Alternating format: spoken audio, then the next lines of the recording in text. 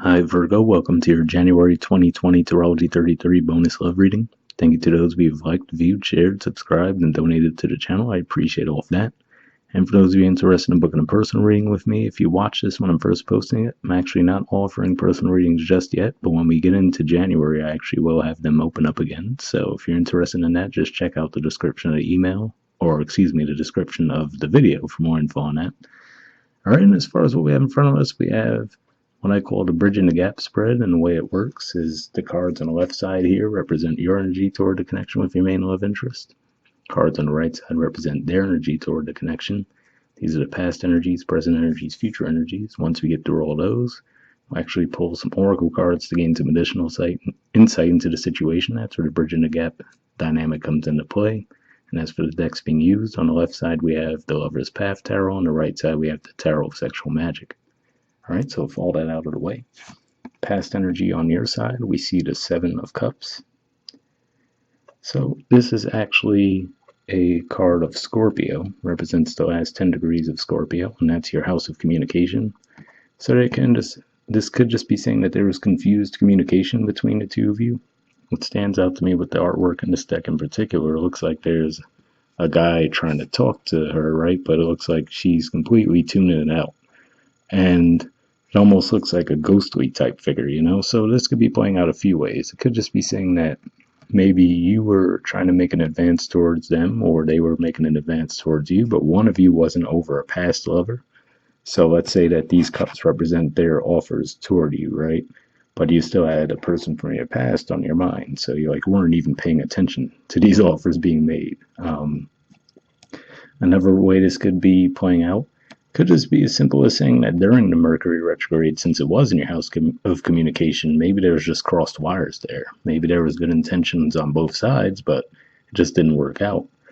And this could even play out as to say that you or the other person might have had some addictions as well that maybe they weren't seeing clearly because of that.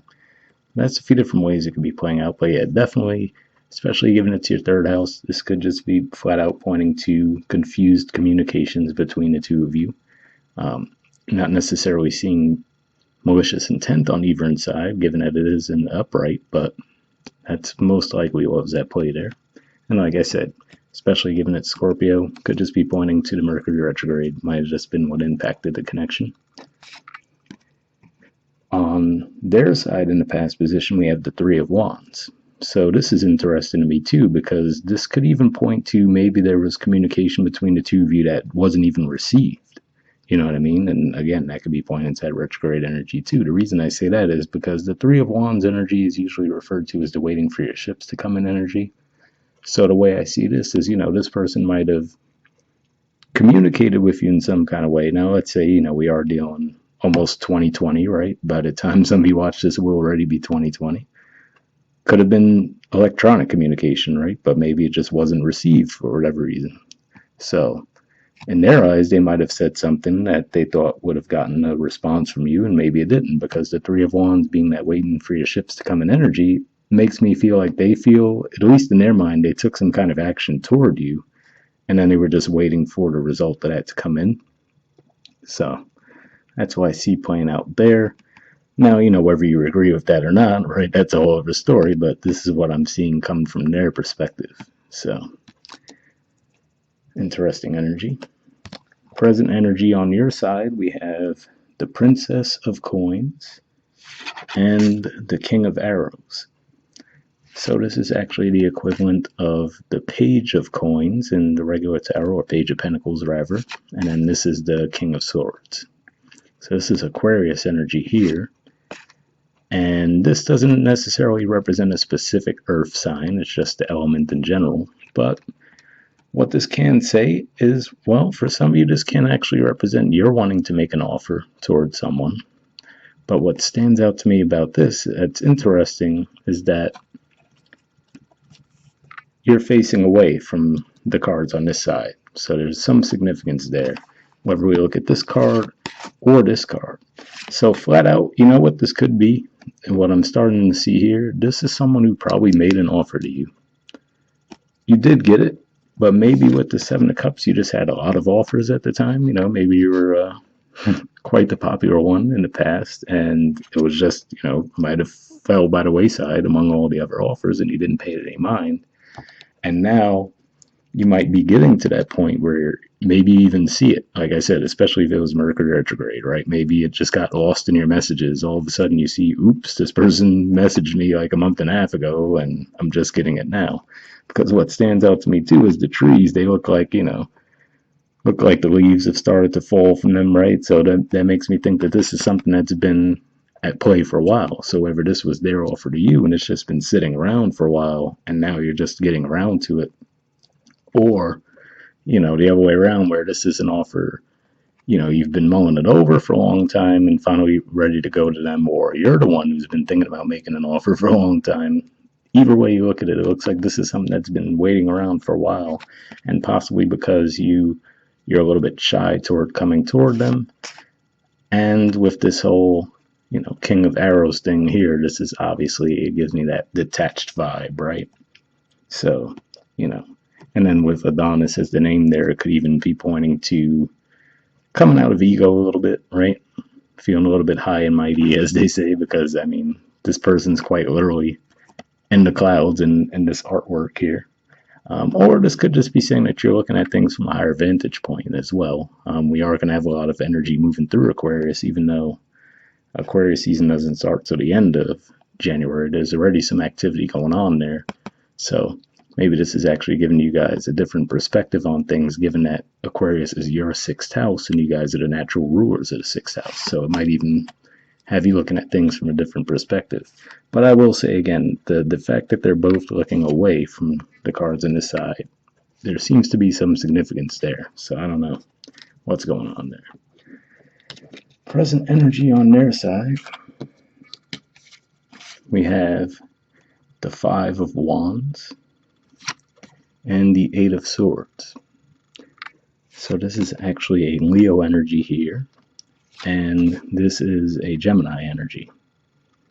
So interesting. The Five of Wands is usually that energy of competitiveness. Usually it's not, well, it can be perceived as a fight, but to me it's more like just a competitive vibe. And this can be going back to what I was saying with the Seven of Cups energy, where maybe, in the past they might have made an offer to you. Maybe you just had a lot of offers at play at the time. And maybe this is them, realizing that, well, all right, well, obviously I'm going to have to compete with this person, right, with the Five of Wands energy. And then with that Eight of Swords, if we think about the Eight of Swords in the traditional tarot, it's someone who's blindfolded, they're surrounded by the swords, and it looks, to us anyway, like they could clearly just get right out of it if they wanted to, right? But from their perspective, they might feel like they're stuck. So it could be one of those situations where, they might see that you've moved on or that you're dating multiple people. So they might be like, well, I don't really, is it even worth trying to come towards this person, right? I always do point out when I see this card in particular that I don't know how else to describe it, but it looks like a demon type figure in the background too, and it looks like she's aware of it, but he's completely oblivious to it too. So I don't know, maybe there's someone in their past that they're still dealing with as well. Or just something from their past, that maybe prevents them from coming forward in a healthy way. That could be what's at play there. But yeah, interesting energies on both sides, quite frankly. All right, and then in the future position, we have the Two of Cups, the Nine of Cups, and the Queen of Cups. So a whole lot of cup energy going on here. And at least on the more positive side, it's a lot more clear and directed than the Seven of Cups energy we see in the past position. So there's that. And to be fair, in the future, same way that I was saying, we have some Aquarius activity going on now. As we move toward the future, those same energies will be moving into Pisces, which is your opposite sign. So that could just be where your focus shifts. And what I do have to say here, if we think about the Two of Cups in the traditional tarot, it's a very sunny, vibrant, happy-looking vibe, right? Here we get a much different vibe from the artwork. It looks like they had just, come out of a storm. See some lightning in the background there. It looks like puddles all over the place. This cup is knocked over, so it's a totally different vibe than we get from the traditional tarot's Two of Cups. So this can say that you guys might actually get things off the ground with each other now, but it could just be pointing to the fact that there was definitely some difficulty in getting there, right? Like it looks like there was huge disconnections, maybe even up to the present moment that could still be at play. And then with the Nine of Cups here, it could just be saying that what I always say about the Nine of Cups in the traditional tarot, you could see it as the person knowing their worth as far as they know what they bring to the table. That's what I always say, because those cups are like stacked up on the table behind the person. And then on the more negative side, though, they have their arms crossed, right, which isn't the most receptive body language. So even that could be kind of like a mixed signal, and it is a Pisces energy. So, you know. But here I get more of that vibe of it. It makes me think of the Ten of Cups, as far as in the Ten of Cups we see the rainbow with the cups, right? So it's like a combination of that energy, but then we also see the cup there at the bottom. So to me, this is much more of a manifesting vibe. So this could just be the energy you're coming from now, where you're like just determined to manifest a connection in your life in some way, shape, or form. And with this in a future position, it could be pointing to the full moon eclipse that we're going to have in Cancer, since this is the court card for Cancer.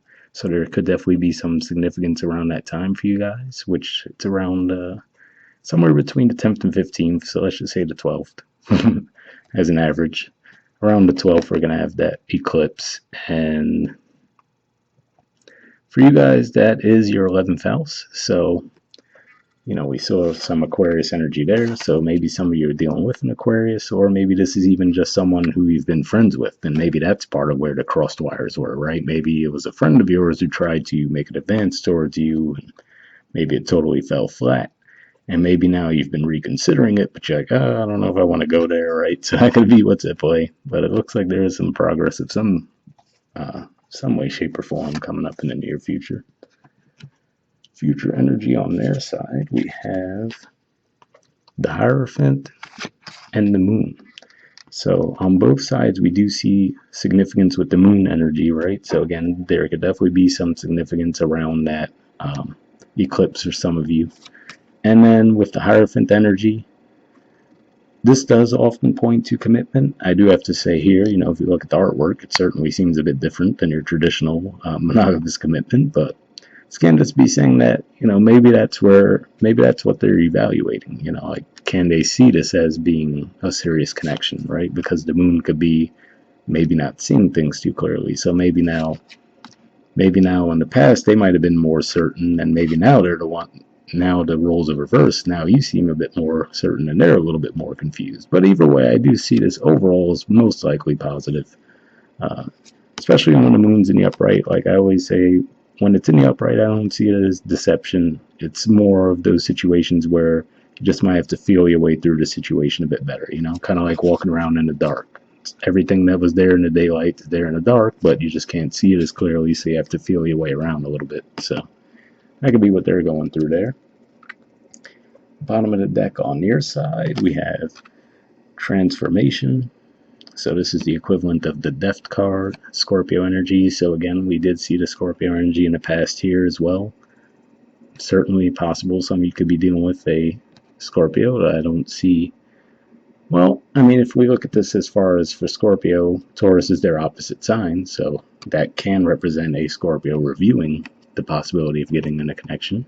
But more so than that, this could just represent transformation on your part. Maybe, again, maybe you were just going through something in the past, right? And allowing these things to pass you by. And maybe now you're actually more ready to move toward them.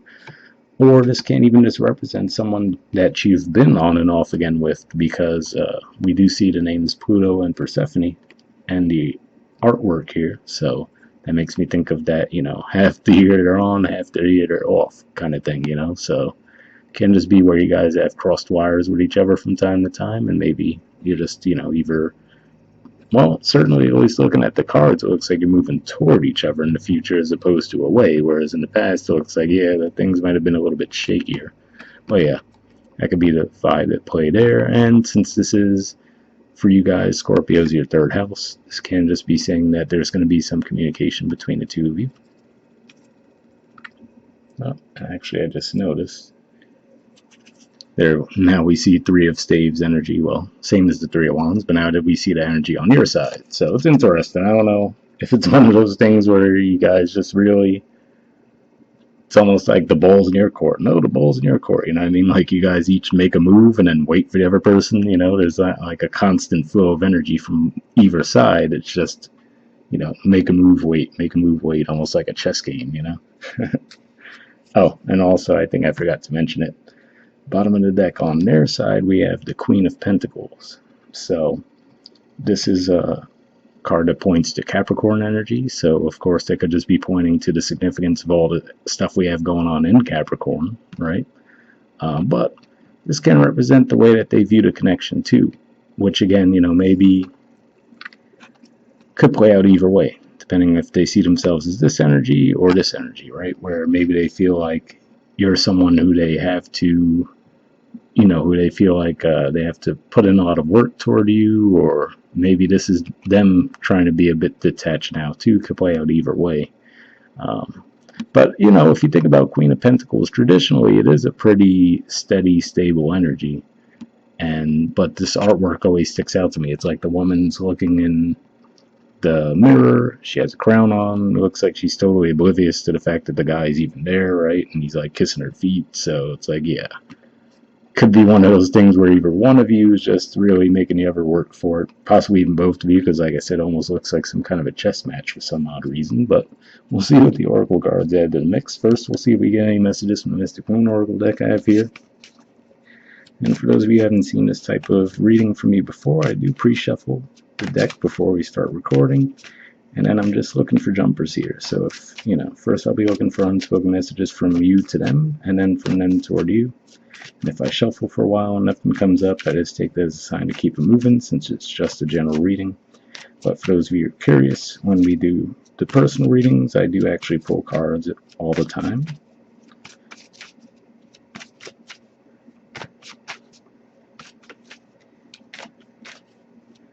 Alright, so see if we get any unspoken messages from you to them, like I said.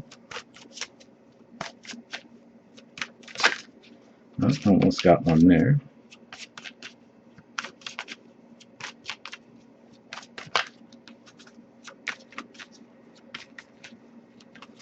Okay, nothing coming up yet, but I'll give it a few more shuffles.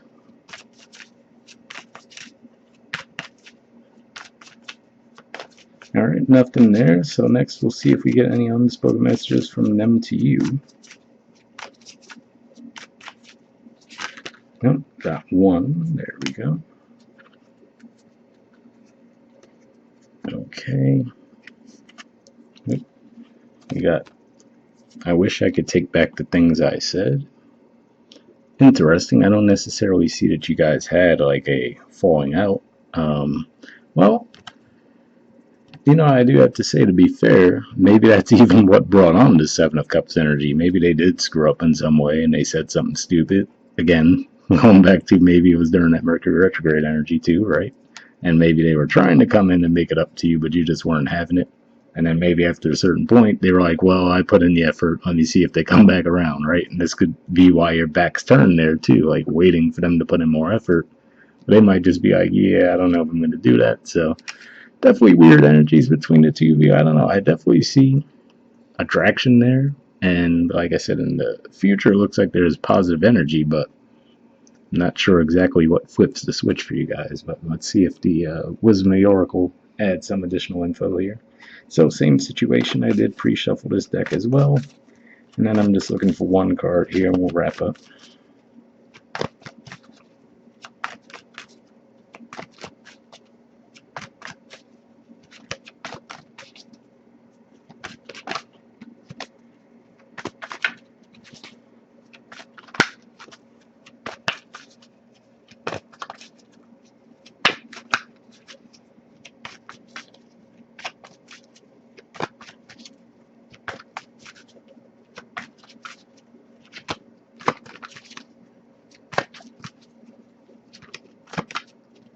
Okay, nothing coming up yet, but one way or another, we'll definitely pull a card from here at least. So worst case, I will just pull one, but I do prefer jumpers with the Oracle cards.